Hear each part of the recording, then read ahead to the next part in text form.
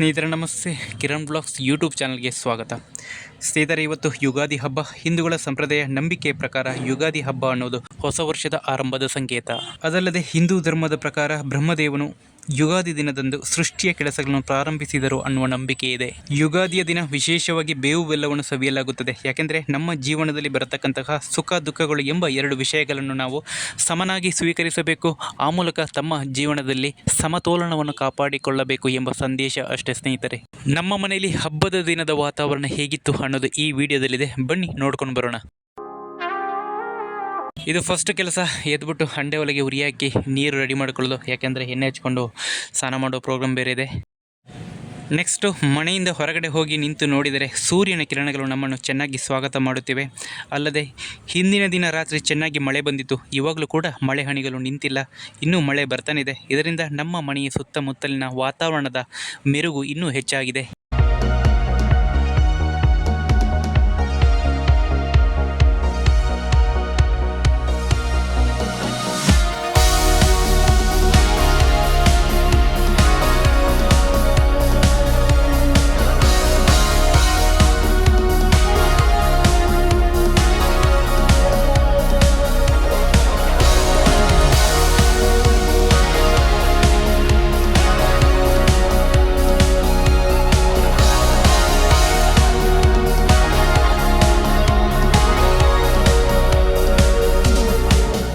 ಸ್ನೇಹಿತರೆ, ಇಲ್ಲೊಂದು ತೆಂಗಿನ ಮರವನ್ನು ನೀವು ಗಮನಿಸಬಹುದು.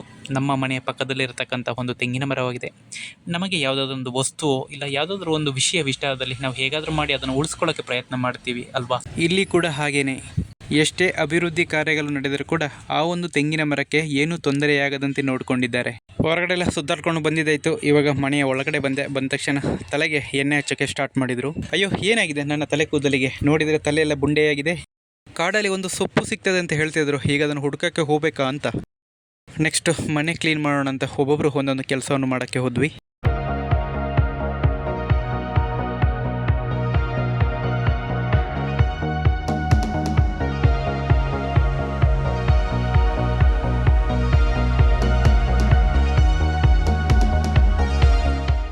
ಮನೆ ಕ್ಲೀನಿಂಗ್ ಅನ್ನೋದು ಮುಗಿದೋಯ್ತು ನೋಡಿ. ಇವಾಗ ಹಿಂದಿನ ದಿನವೇ ಅಮ್ಮ ಮಗ ಸೇರಿಕೊಂಡು ಮಾವಿನ ಸೊಪ್ಪು ಬೇವಿನ ಸೊಪ್ಪು ತಂದಿಟ್ಟಿದ್ರು. ಇವಾಗ ಮಗ ತೋರಣ ಕಟ್ಟಕ್ಕಂತ ಸ್ವಲ್ಪ ರೆಡಿ ಮಾಡ್ಕೊತಾ ಇದ್ದಾನೆ.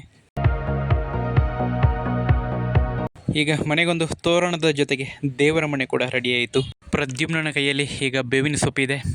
ಯುಗಾದಿ ಹಬ್ಬದಲ್ಲಿ ಬೇವು ಬೆಲ್ಲಕ್ಕೆ ವಿಶೇಷವಾದ ಮಹತ್ವವಿದೆ. ಈಗ ಫಸ್ಟ್ ನಾವು ಬೇವು ಬೆಲ್ಲವನ್ನು ರೆಡಿ ಮಾಡ್ಕೊಳ್ಳೋಣ. ಬೇವಿನ ಕಹಿ ಕಷ್ಟವನ್ನು, ಬೆಲ್ಲದ ಸಿಹಿ ಸುಖವನ್ನು ಸೂಚಿಸುತ್ತದೆ. ಜೀವನವು ಕೇವಲ ಸುಖವಲ್ಲ, ಕಹಿ ಸಿಹಿಯ ಮಿಶ್ರಣ. ಹಾಗಾಗಿ ಕಷ್ಟ ಸುಖಗಳನ್ನು ಎರಡನ್ನೂ ಕೂಡ ಸಮಾನವಾಗಿ ಸ್ವೀಕರಿಸಬೇಕು ಎಂಬ ಸಂದೇಶವನ್ನು ನೀಡುತ್ತದೆ. ಹೊಸ ವರ್ಷದಲ್ಲಿ ಎದುರಾಗುವ ಸವಾಲುಗಳನ್ನು ಮತ್ತು ಸಂತೋಷಗಳನ್ನು ಸಮತೋಲನದಿಂದ ಎದುರಿಸಲು ಇದು ಮಾನಸಿಕ ತಯಾರಿ ನೀಡುತ್ತದೆ. ಹಳೆಯ ಕಹಿ ನೆನಪುಗಳನ್ನು ಮರೆತು ಹೊಸ ಸಂತೋಷದೊಂದಿಗೆ ಜೀವನವನ್ನು ಆರಂಭಿಸುವುದರ ಸಂಕೇತವಾಗಿದೆ. ಎಲ್ಲ ಕೆಲಸಗಳನ್ನು ಮುಗಿಸ್ಕೊಂಡು ಎಲ್ಲ ತಯಾರಿಗಳನ್ನು ಮಾಡಿಕೊಂಡು ದೇವರ ಪೂಜೆಯನ್ನು ಮಾಡ್ತಾ ಇದ್ದೀವಿ. ಈ ಒಂದು ಶುಭ ಸಂದರ್ಭದಲ್ಲಿ ಪ್ರತಿಯೊಬ್ಬರಿಗೂ ದೇವರು ಆಯುಷ್ಯ, ಆರೋಗ್ಯ, ನೆಮ್ಮದಿಯನ್ನು ಕೊಟ್ಟು ಕಾಪಾಡಲಿ. ಪ್ರತಿಯೊಬ್ಬರು ಮಾಡತಕ್ಕಂತಹ ಒಳ್ಳೆಯ ಕೆಲಸ ಕಾರ್ಯಗಳಿಗೆ ದೇವರ ಆಶೀರ್ವಾದ ಸಿಗಲಿ. ಆ ಮೂಲಕ ಎಲ್ಲರ ಕುಟುಂಬ ಸಂಸಾರದಲ್ಲಿ ಸುಖ, ಶಾಂತಿ, ನೆಮ್ಮದಿ ನೆಲೆಸಲಿ ಅಂತ ಬೇಡ್ಕೊಳ್ಳುತ್ತಾ ಇವಾಗ ನಾವು ಬೇವು ಬೆಲ್ಲವನ್ನು ಸವಿಯೋಣ ಸ್ನೇಹಿತರೆ.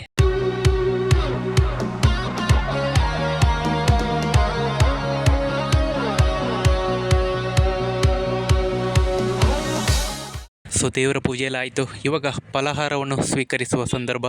ಮಧ್ಯಾಹ್ನದ ಊಟ ಕೂಡ ಇದೇ ಆಗಿತ್ತು ಸ್ನೇಹಿತರೆ. ಯಾಕೆಂದರೆ ರಾತ್ರಿಗೆ ನಾವು ಒಂದು ಒಬ್ಬಟ್ಟಿನ ಊಟಕ್ಕೆ ಪ್ಲ್ಯಾನ್ ಮಾಡಿದ್ವಿ. ಒಬ್ಬಟ್ಟು ಅಂತ ಹೇಳಿದ ತಕ್ಷಣ ಒಬ್ಬಟ್ಟು ಬೇಯಿಸೋಕ್ಕೆ ಜನ ಬಂದರು ನೋಡಿ. ಎಷ್ಟು ಕರೆಕ್ಟ್ ಟೈಮ್ಗೆ ಬರ್ತಾರಲ್ವ ನೋಡಿ. ಬನ್ನಿ ಬನ್ನಿ ಹಾಯಿ ಮಾಡಿವ್ರಂತೆ, ಬನ್ನಿ ಫಸ್ಟ್ ಒಬ್ಬಟ್ಟು ಬೇಯಿಸಿವ್ರಂತೆ. ಕಾಯ್ತಾ ಕೂತಿದ್ದಾರೆ ಮನೇಲಿ ನೋಡಿ, ಒಬ್ಬಟ್ಟು ಬೇಯಿಸೋಕ್ಕೆ ಜನ ಇಲ್ಲ ಅಂತ. ಇಲ್ಲಿ ನೋಡ್ರಪ್ಪ, ದೊಡ್ಡ ಮೇಡಮು ಒಳಗಡೆ ಬಂದ ತಕ್ಷಣ ನನಗೆ ಸಾಕಾಯ್ತಪ್ಪ ಅಂತ ಹೇಳಿ ಕೂತ್ಕೊಂಡ್ಬಿಟ್ರು. ನೀವು ಒಬ್ಬಟ್ಟಾದರೂ ಬೇಯಿಸ್ಕೊಳ್ಳಿ, ಏನಾದರೂ ಮಾಡ್ಕೊಳ್ಳಿ, ನನಗೆ ಸ್ವಲ್ಪ ರೆಸ್ಟ್ ಕೊಡಿ ಅಂತ ಹೇಳಿ ಕೂತ್ಕೊಂಡಿದ್ದಾರೆ. ಯಾಕೋ ಲುಕ್ ನೋಡಿದರೆ ಕೆಲಸಕ್ಕೆ ಕರಿಬೇಡಿ, ಊಟಕ್ಕೆ ಮಾತ್ರ ಮರಿಬೇಡಿ ಅನ್ನೋ ಥರ ಇದೆ. ಆಯ್ತು ಮರತಿ, ನಿನ್ನನ್ನು ಕರಿಯಲ್ಲ, ಅಟ್ಲೀಸ್ಟ್ ಈ ಹೂವನ್ನಾದರೂ ಮುಡ್ಕೋ ಅಂತ ಹೇಳಿದ್ರೆ ನಿಮ್ಮ ಹೂವು ಬೇಡ, ನನಗೇನು ಬೇಡ ಅಂತ ಹೋಗ್ತಾ ಇದ್ದಲ್ಲ ನೋಡಿ.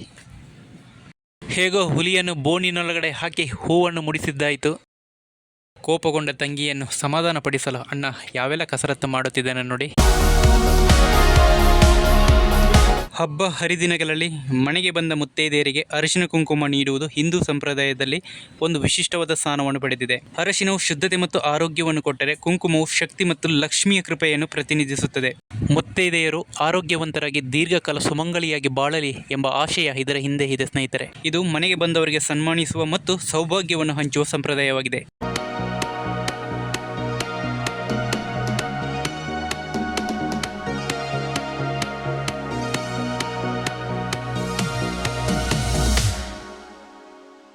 ಯುಗಾದಿ ಹಬ್ಬದಲ್ಲಿ ಒಬ್ಬಟ್ಟು ಅಥವಾ ಹೋಳಿಗೆಗೆ ಒಂದು ವಿಶೇಷವಾದ ಸ್ಥಾನವಿದೆ. ಯುಗಾದಿಯು ಹೊಸ ವರ್ಷದ ಆರಂಭವಾಗಿದ್ದು, ಜೀವನದ ಆರಂಭ ಸಿಹಿಯಾಗಿರಲಿ ಎಂಬ ಸಂಕೇತವಾಗಿ ಮನೆಯಲ್ಲಿ ಹೋಳಿಗೆಯನ್ನು ತಯಾರಿಸಲಾಗುತ್ತದೆ. ಯುಗಾದಿಯಂದು ಜೀವನದ ಸುಖ ದುಃಖಗಳನ್ನು ಸಮನಾಗಿ ಸ್ವೀಕರಿಸಲು ಬೇವು ಬೆಲ್ಲವನ್ನು ಸವಿಯಲಾಗುತ್ತದೆ.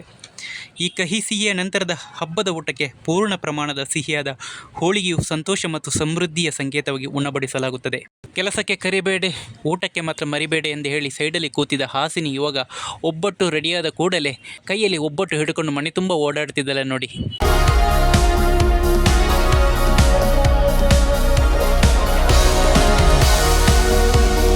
ಸ್ನೇಹಿತರೆ, ಇವಾಗ ಹಬ್ಬದ ಊಟವನ್ನು ಸವಿಯುವ ಸಮಯ. ಇವಾಗ ಹಬ್ಬದ ಊಟ ರೆಡಿಯಾಗಿದೆ. ಹಬ್ಬದ ಊಟಕ್ಕೆ ಪ್ರಮುಖವಾಗಿ ಹೋಳಿಗೆ ಅಂತೂ ಇದ್ದೇ ಇರ್ತದೆ. ಹೋಳಿಗೆಯನ್ನು ತುಪ್ಪದಿಂದ ಸೇವಿಸುವುದು ಈ ಹಬ್ಬದ ಒಂದು ವಾಡಿಕೆ. ಅದೇ ಥರ ಹೋಳಿಗೆ ಹೂರಣದ ತಿಳಿನೀರಿನಿಂದ ತಯಾರಿಸುವ ಹೋಳಿಗೆ ಸಾರು ಅಥವಾ ಒಬ್ಬಟ್ಟು ಸಾರು ಕೂಡ ಯುಗಾದಿ ಹಬ್ಬದ ಊಟದ ರುಚಿಯನ್ನು ಹೆಚ್ಚಿಸುವ ಪ್ರಮುಖ ಒಂದು ಸಾಂಬಾರಾಗಿದೆ.